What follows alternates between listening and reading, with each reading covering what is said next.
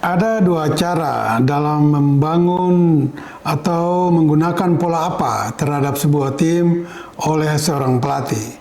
Pertama, pelatih tersebut sudah mempunyai pola baku atau formasi baku dan dia tinggal menerapkan atau menurunkan kepada pemain untuk dijalankan dalam sebuah permainan.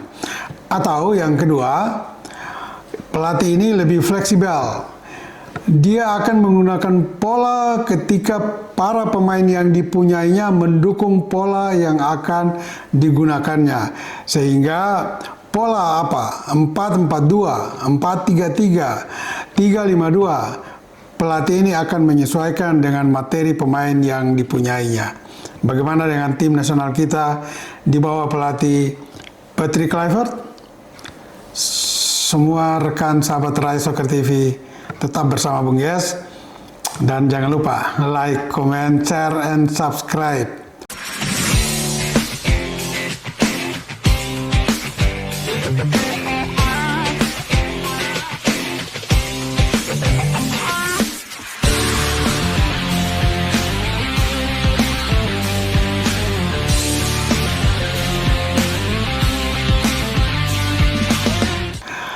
Dalam beberapa hari terakhir atau ya mungkin 2 minggu terakhir, tim kepelatihan tim nasional di bawah Patrick Kluivert sudah mulai memperlihatkan tugas tanggung jawabnya dengan turun ke lapangan paling tidak menyaksikan beberapa pertandingan Liga 1, karena di sana ada pemain-pemain yang pernah terlibat di tim nasional di bawah pelatih Sintayong, dan ini memang perlu oleh tim pelatih Kluivert untuk menyaksikan mereka.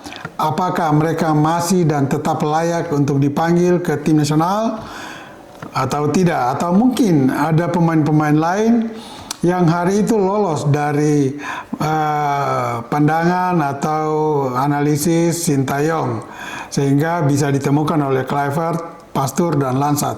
Tapi kita tunggulah, paling tidak Kluivert dan timnya sudah mulai bekerja. Namun kita berharap juga jangan sampai mereka hanya turun ke lapangan hanya sebagai simbolis saja, memperlihatkan bahwa mereka bekerja bagi tim ini, tetapi ujung-ujungnya mungkin tidak ada pemain lokal yang akan menjadi starting 11 di pertandingan pertama di bawah Kluivert menghadapi Australia tanggal 20 Maret nanti di Sydney. Jadi tentu kita semua yang pasti mendukung kinerja Kluivert dan timnya untuk kebaikan tim nasional kita nantinya. Nah, saya kali ini mengangkat judul peran Pastur dan Lansat sangat dibutuhkan di tim nasional kita, paling tidak dalam mendukung Kluivert. Mengapa saya secara spesifik menyorot ini? Karena saya mempunyai beberapa pandangan dan alasan yang perlu saya sampaikan, dan mungkin para pemirsa dan netizen dan penggila tim nasional bisa menganalisis bersama apakah pandangan saya ini keliru atau memang hampir mendekati kebenaran. Jadi kita lihat bahwa saya kembali menyorot pola 4-3-3 yang hampir pasti digunakan oleh Kluivert. Tetapi ini pun bisa saja meleset, ya, karena ada dua kemungkinan tadi. Pertama, Kluivert sudah tekeng harga mati ya dengan pola 4-3-3 karena itu turunan dari pola permainan yang digemari di Belanda dan memang dikembangkan sejak usia dini, atau memang karena materinya tidak mendukung pola 4-3-3 sehingga Kluivert harus mengubah pola baku tersebut menggantikan dengan misalnya 3-5-2, 4-4-2 atau yang lain-lain.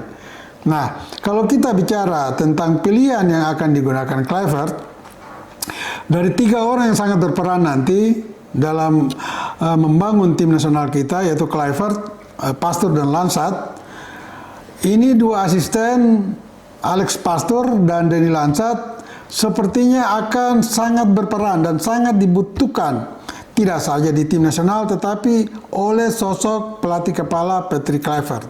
Ya, kenapa? Kedua orang ini baik Pastur maupun Lansat besar di kompetisi Eredivisie sebagai pelatih dan mereka sudah memberikan beberapa prestasi terhadap klub-klub Eredivisie.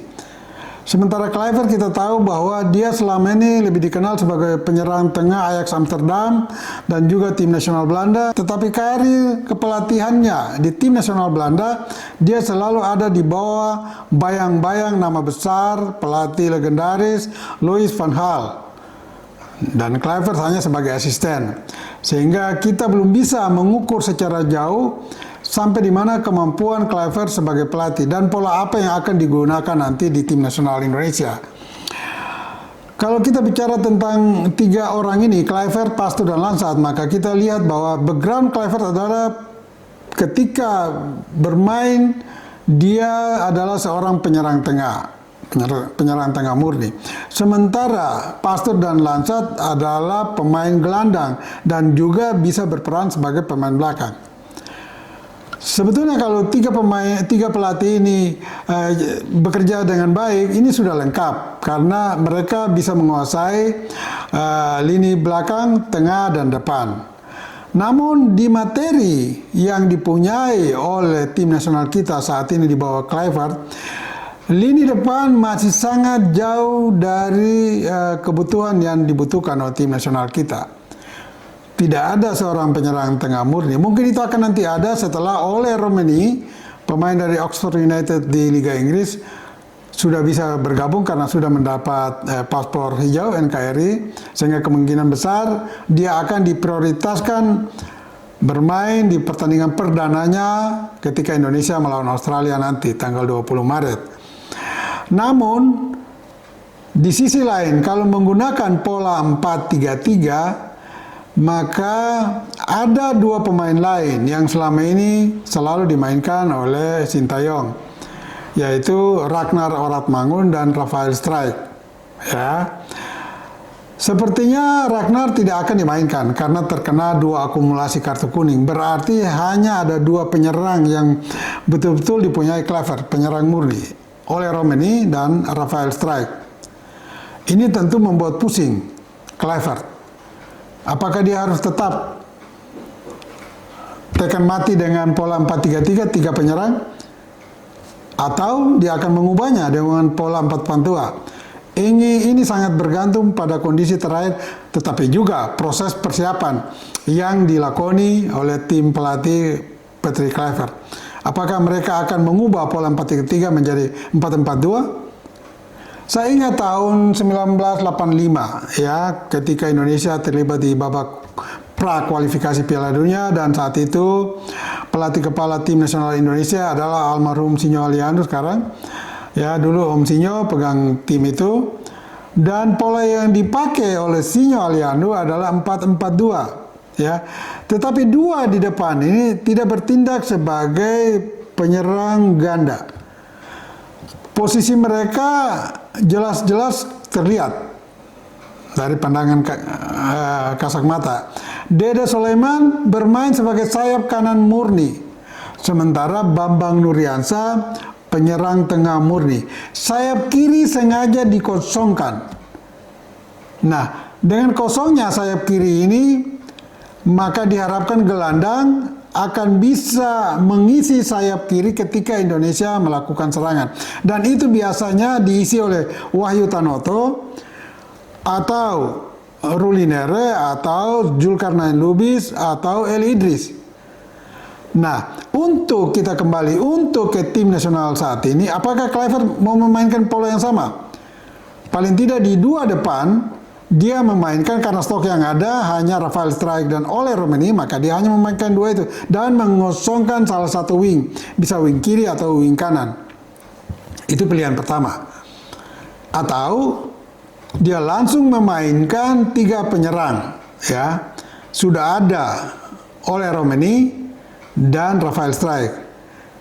Ada beberapa pilihan yang kemungkinan bisa dicoba atau dipakai oleh Kluivert, yaitu ada Marcelino Ferdinand, gelandang menyerang, dan dia sudah buktikan dia telah produktif dengan mencetak 2 gol saat Indonesia memukul Arab Saudi di Senayan, dan 2 gol diborong oleh Marcelino. Apakah Kluivert akan mendorong Marcelino untuk mengisi salah satu posisi sayap yang kosong itu? Atau Ada pilihan-pilihan yang lain yang lebih revolusioner. Dan ini memang membutuhkan ketajaman visi dari Kluivert yang didukung oleh Pastoor dan Lansat. Nah, disinilah peran Pastoor dan Lansat sangat dibutuhkan. Mereka harus memberikan masukan-masukan yang positif dan yang tepat bagi Kluivert untuk bagaimana tetap memainkan pola 4-3-3, tetapi satu yang kosong di depan ini harus diisi siapa?